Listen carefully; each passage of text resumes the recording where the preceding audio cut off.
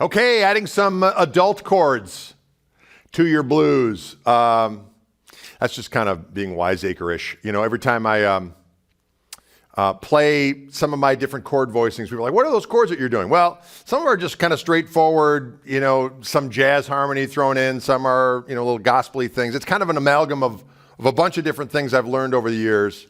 I guess back in the day, I was very much informed by a book, Warren Noon's Jazz Guitar, The Blues, which is no longer in print. But that was my initial entree into playing, you know, so if I'm playing a blues, let's say an A, you know, instead of just kind of going, you know, 7th chord.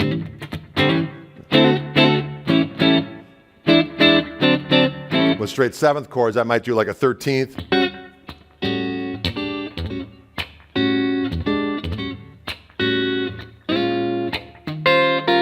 This little...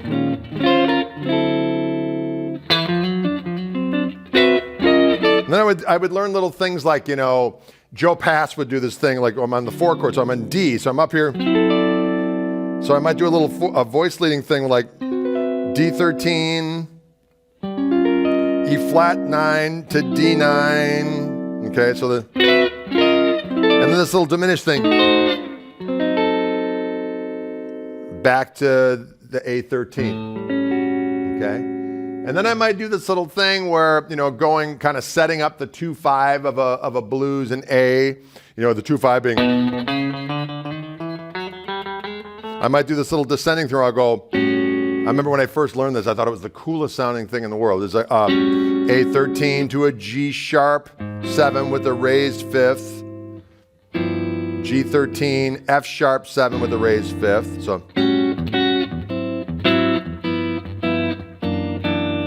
And then what I might do is like a B minor 7. I'll do this little walk up. This is kind of a gospel-y thing. And then I like this chord. I learned this chord somewhere. It's an E diminished sharp, or no, E augmented sharp 9. And then what I'll usually do is do a tritone substitution. Go to a B flat 9 with a flatted 5th, right?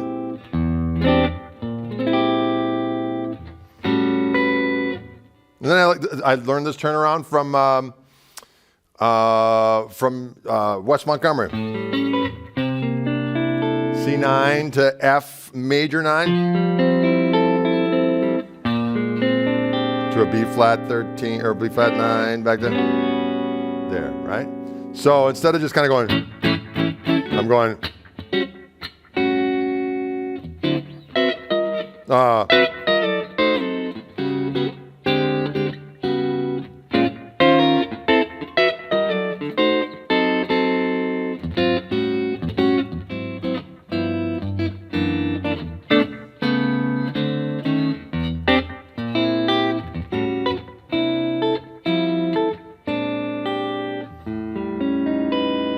Little flat 5 or. And those are just little things that I've learned over the years, and again, from a variety of different places. The Joe Pass thing was very helpful. Because all of his chordal things were like little chord melody things that he would do over like a blues. That one right there from an A, right? That's just purdy. That was one of those things too where I'd be like, I would just hear little things and then cop it. You know what I mean? If I'm going to the 4 chord. No.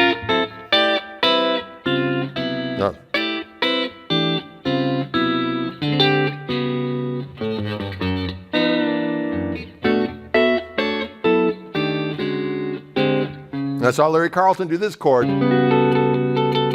So the root's actually on the top. So it's a A13, but you can use your pinky to hammer on. So you got the flat 5 up to the 3. And then go up to minor 3rd.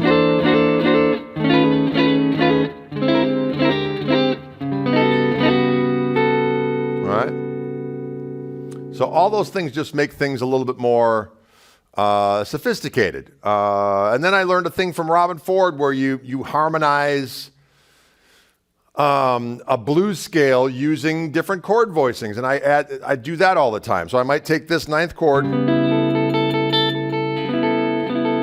Okay, I got the root on the top, so it's A9, but it's also visually it looks like a C sharp minor 7 flat 5, but I've actually got the root on the top. So if I take this chord and then go up a blues scale, and my target notes are all in the high E string, and so A blues scale.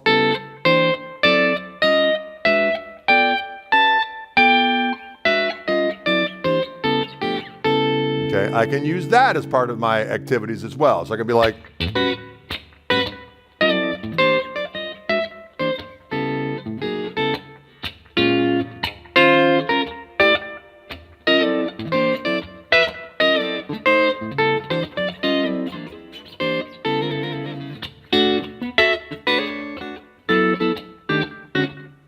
now I got, yeah.